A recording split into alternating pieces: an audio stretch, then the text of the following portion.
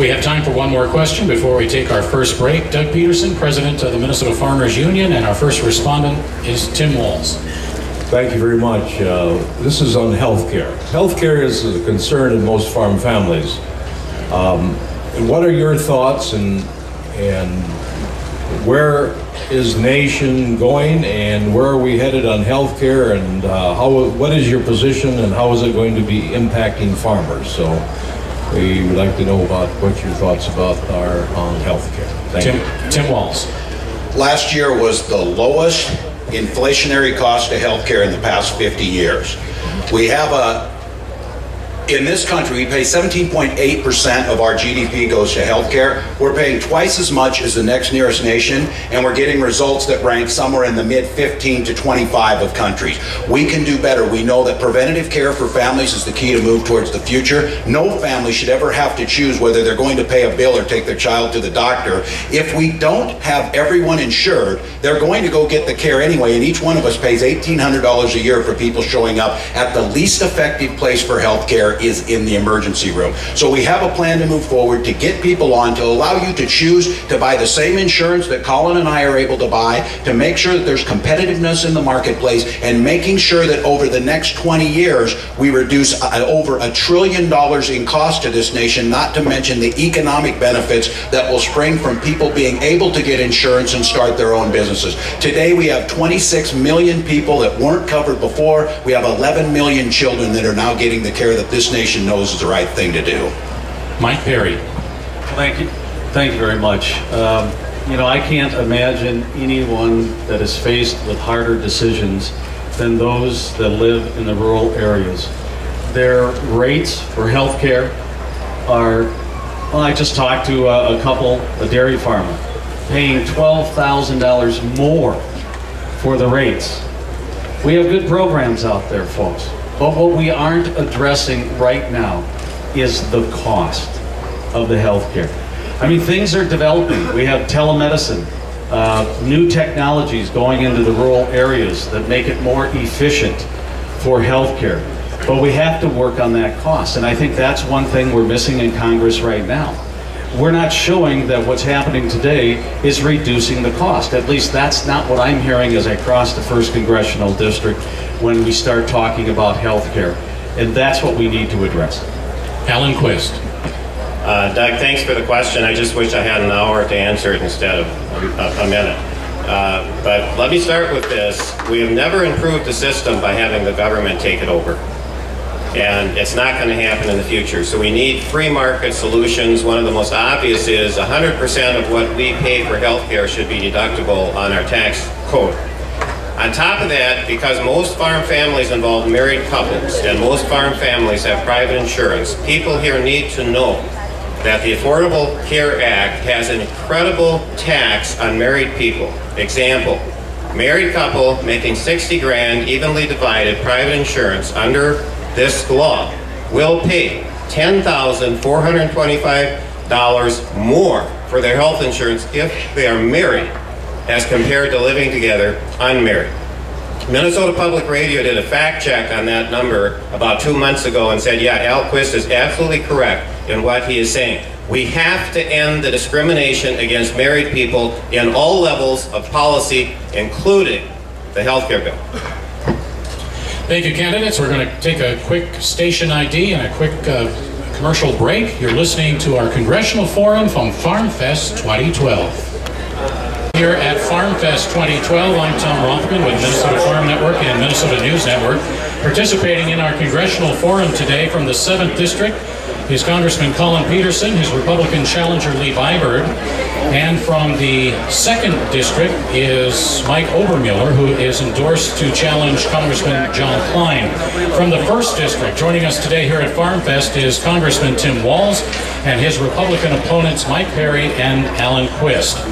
We are taking turns with our two groups of candidates here today, and we're going to go back to the 7th and 2nd District. And Lee Bybird will get the first crack at the question today from Sarah Dorning. Go ahead, Sarah. Thank you very much. Among all other priorities the federal government has, how would you rank spending on agriculture research? Lee Bybird. Well, I think agriculture in general has been much more conservative than other programs at large.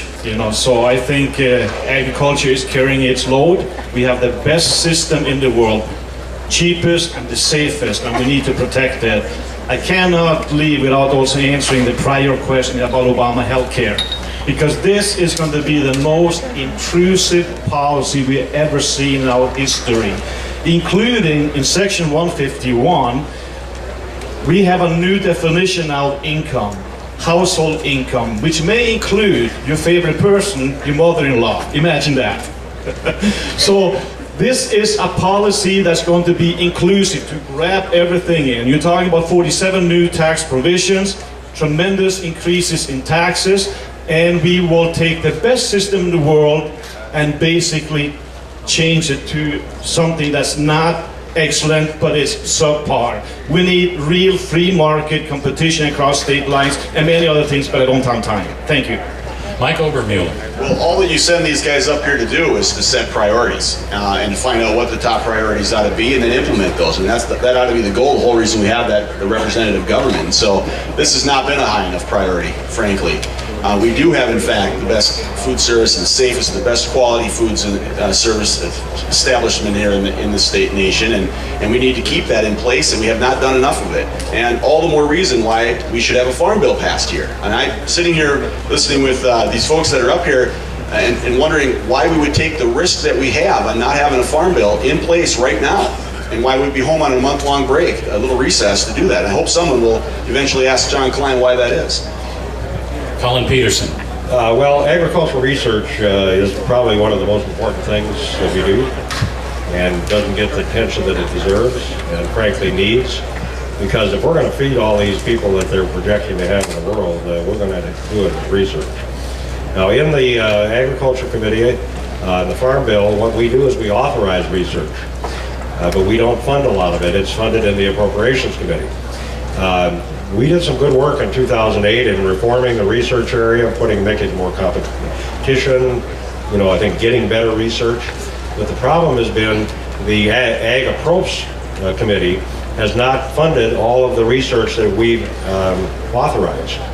And so this continues to be a problem, and it's the overall problem they have with all of the cuts being put in the domestic discretionary pot, and we haven't been, doing anything with the entitlement programs, haven't been doing anything with the military and so forth, and so that has an effect. One of the effects is to underfund research, and that's a big mistake for the long term. We'll go back to the 1st District now. Mike Parry gets the first question from John Magus of Minnesota Corn Growers Association. John? Once again, I want to thank everyone for being up here this morning. It's really good to hear your responses. As you know, in the 2008 Farm Bill, the SURE and the disaster for livestock was not funded in this final year.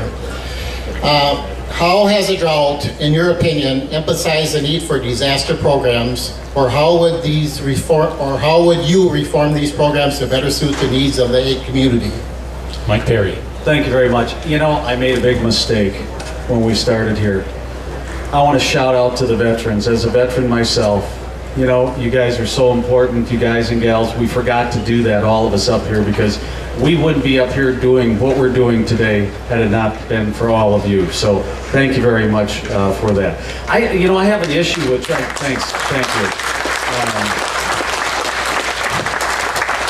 Here's what my issue is. First of all, I don't know why we left the disaster relief out of that for the last year. Secondly, I have a problem with the fact that it's 13 months after the fact that we're trying to get money to our producers. And that doesn't make it, to me, it doesn't make sense on that. We can do better than that. Unfortunately, the authors of the 2008 Farm Bill only authorized the livestock disaster program, the livestock forage disaster program and the livestock indemnity program through September 30th of last year, and to me that was an oversight. We need to work hard to have that and move it forward. Alan Quist. John, again, very good question. With this kind of question, we have to keep things in perspective. And we need to recognize, folks, that when we're talking about disaster relief, we're talking about probably something in the neighborhood of 300 million, maybe up to 600 million maybe somewhat more than that dollars. And so I frankly think disaster relief programs are one of the easiest parts of the bill to defend. And I would support full utilization of disaster relief components. However, we all need to keep in mind that the price tag on the total bill, which is really a food stamp bill, is almost $500 billion. And so the disaster relief portion is peanuts. And what we're being asked to do is to defend a bill of $500 billion that we do not have the money to pay for. And I'd like to ask, how many of us here think we should be spending money we don't have? And how many of us think we should be passing the debt on to our kids? And so unless we're going to get real about the big picture, I don't think we're going to have good policy here. Tim Walz. I'm going to go back to the healthcare for one just minute. I take somewhat of umbrage with the idea. I know I married my wife because I love her deeply, not to figure out a government subsidy to make that happen. And so I think we keep that in mind. On this issue with disaster relief is a poor way to approach problem. We've got a farm bill that has crop insurance in it that assumes personal responsibility. What's the issue of this? You tell me you don't buy crop insurance, we have a disaster, and then we come in and fund it behind it. If that's not the definition of bailout, I don't know what is. Why don't we get on the front end of this, make risk management a priority, get this farm bill done, put the marketplace back into this, and be prepared to support it when the time comes. The biggest thing, and we have farm programs for, is the safety net, so this nation doesn't go through the ups and downs. It levels it off some. And the purpose of that is to make sure, first and foremost, we don't have massive costs at the grocery store to consumers. And I want to get back to this. Alan keeps calling this the food stamps. The vast majority of people receiving nutrition payments are over the age of 65 or under the age of 3. So keep that in mind as a nation that has a conscience on how we take care of people. All right, we're going to go back to the 7th and 2nd Congressional Districts, and Mike Obermiller will be the first respondent to a question from Bruce Schmoll of Minnesota soybean growers. Thank you, Tom. As you all know, Minnesota is a long ways away from our markets in a lot of cases, and much of what we ship goes down the Mississippi River, and I think you know where this question is going. We're in long need of upgrades to this whole transportation system. How do you view these infrastructure upgrades, and how do you propose we pay for this? Mike Obermiller. Well, thanks for that question. I think it's crucial to think about that, how we're going to get these goods. It doesn't do any good if we can get, a lot of corn off of our fields or a lot of soybeans off of our fields. We can't get them anywhere to where those markets are. We definitely do need the upgrades to those especially the lock and dam system that's coming on, and there's plans out there. We just need to make that a priority and fund it. And so I definitely think that we will be making that a better priority going forward. If we don't, it's going to be a big cost, not just to Minnesota, but to all the surrounding states up and down the Mississippi, and it can have a big impact on whether or not our prices stay at living wages for the folks that are here, and whether or not we have food in our local communities and out in the nation, outside the nation as well. Colin Peterson. Well, obviously we need to invest in the locks and dams. I've been working on this, I think, ever since I've been in Congress, and we made some progress, but not anywhere near what we wanted. The problem is, we kind of missed our chance because with all the money we spent on the stimulus, I didn't vote for it. And the main reason I didn't vote for it was that I thought the money should have gone into infrastructure. And if it would have gone into infrastructure, locks and dams and roads and bridges and all that stuff, we have $2.3 trillion of backlog. We'd have people working today, and we should have done that. The problem is now that, we're out of money, and we can't get a WRDA bill passed. So I don't know how you do this at this point. We've got all of these tax cuts expiring, we got the sequestration, we got all this other stuff coming at us. So, I'll do whatever I can, but I think it's going to be difficult to find the money in this climate to make it happen, but it needs to happen. Lee Byberg. I just love it because producers and free enterprise, they need what we need to do. We need to grow the economy. By growing the economy, we create more revenue. By having more revenue, we can take on the excellent investments we need to do to have the infrastructure so we can get our production to the market. So this is a time in our history where producers and farmers are standing up, and we are going to lead from the bottom up with local solutions, but we will grow the economy. That's where it starts. Thank you.